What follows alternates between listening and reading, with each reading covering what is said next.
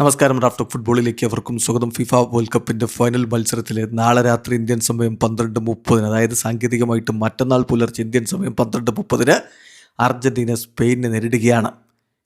ഇന്നലെ coach Lionel Scaloni മാധ്യമങ്ങളെ കണ്ടപ്പോൾ സ്പെയിനിൻ്റെ സൂപ്പർ താരം ലമീൻ യമാലിനെ എങ്ങനെ പൂട്ടും എന്ന് ചോദിക്കുകയുണ്ടായി. എങ്ങനെ ഹൗ ടു സ്റ്റോപ്പ് യമാൽ എന്നുള്ളതാണ് ചോദ്യം.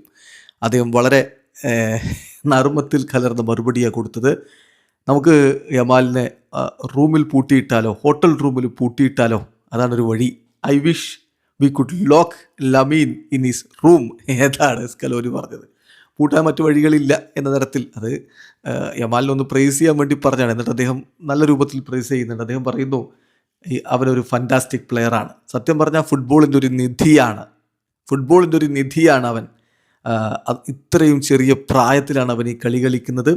ഒരുപാട് നമ്മുടെ ഗെയിമിന് അവനെ കൊണ്ട് നൽകാൻ പറ്റും. So he's a treasure for football എന്നാണ് ലയണൽ സ്കലോനി പറയുന്നത്. ഇതാണ് ബഹുമാനം, ഇതാണ് എതിരാളിയെ പോലും ബഹുമാനിക്കുന്ന കോച്ച്. ഏതായാലും ലയണൽ സ്കലോനി തമാശയായിട്ട് പറയുകയാണ്, നമുക്ക് യമാലിനെ റൂമിൽ പൂട്ടിയിട്ടാലോ എന്നുള്ളത്. സംഗതി എന്താണെങ്കിലും യമാൽ വലത് വിങ്ങിൽ ഉണ്ടാക്കുന്ന ഒരു പ്രശ്നം, അത് അർജൻറ്റീനയുടെ ഇടത് വിങ് എങ്ങനെ താങ്ങുമെന്നുള്ളതാണ്.